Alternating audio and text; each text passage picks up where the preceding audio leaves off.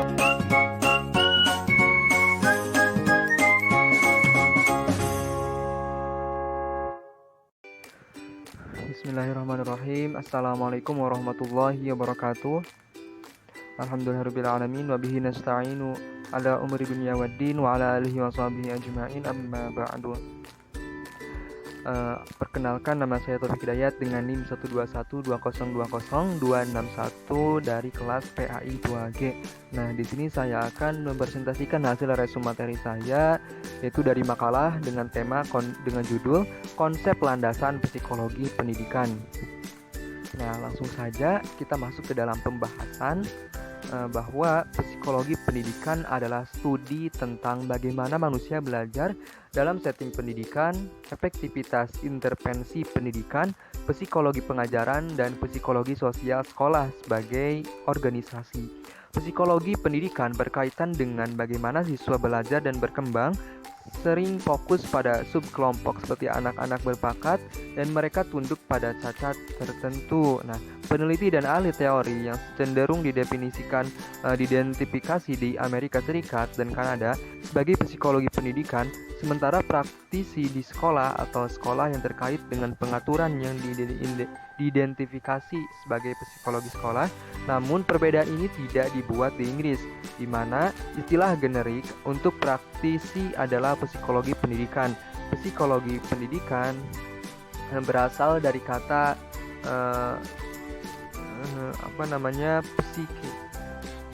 Berasal dari kata psiki dan logos yang mempunyai arti jiwa dan ilmu. Nah, penulis setuju jika psikologi diartikan sebagai ilmu yang menyelidiki dan membahas tentang proses jiwa atau mental dan perbuatan atau tingkah laku manusia dalam rangka berinteraksi dengan lingkungan kehidupannya.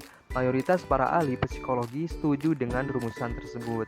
Nah, perkembangan menunjukkan suatu proses tertentu, yaitu suatu proses tertentu yang menuju ke depan dan tidak dapat diulang kembali. Dalam perkembangan manusia terjadi perubahan-perubahan yang sedikit atau banyak bersifat tetap dan tidak dapat diulangi. Perkembangan menunjukkan pada perubahan-perubahan dalam suatu arah yang bersifat tetap dan maju. Psikologi belajar berfungsi memberikan pemahaman mengenai sifat dan keterkaitan berbagai aspek dalam belajar dan pembelajaran.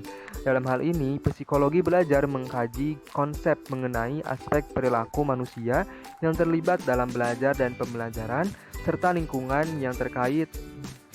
Nah, sebagaimana dijelaskan bahwa perilaku siswa atau siswi terkait dengan konsep-konsep tentang pengamatan dan aktivitas psikis, yaitu intelijensi, berpikir dan motivasi, gaya belajar individual, diferensius, dan pola perkembangan individu, sedangkan perilaku guru terkait dengan pengelolaan pembelajaran kelas, metode pendekatan, dan model mengajar.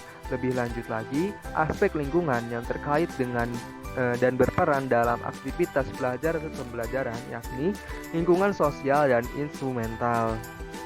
Di samping fungsi pemahaman, psikologi belajar berfungsi memberikan prediksi berkenaan saling terlibatnya aspek-aspek dalam belajar dan pembelajaran.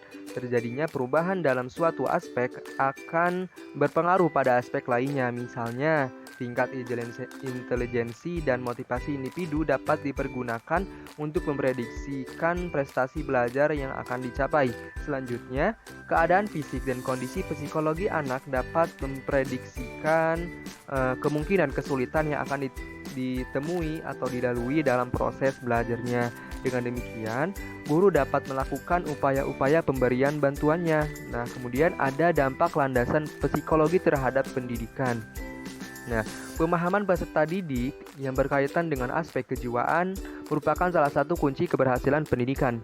Oleh karena itu, hasil kajian dan penemuan fisiologis sangat diperlukan penerapannya dalam bidang pendidikan. Misalnya, pengetahuan tentang aspek-aspek pribadi, urutan dan ciri-ciri pertumbuhan setiap aspek, dan konsep tentang cara-cara paling tepat untuk mengembangkannya.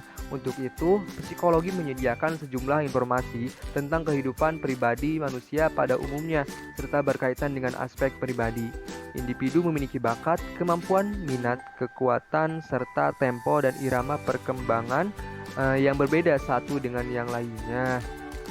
Nah, mungkin sekian pemaparan materi saya mengenai konsep landasan psikologis pendidikan. Saya rasa masih banyak kekurangan materi atau pemahaman saya masih belum sempurna, maka dari itu eh, kurang lebihnya mohon maaf. Wabillahi taufiq wal hidayah. Assalamualaikum warahmatullahi wabarakatuh.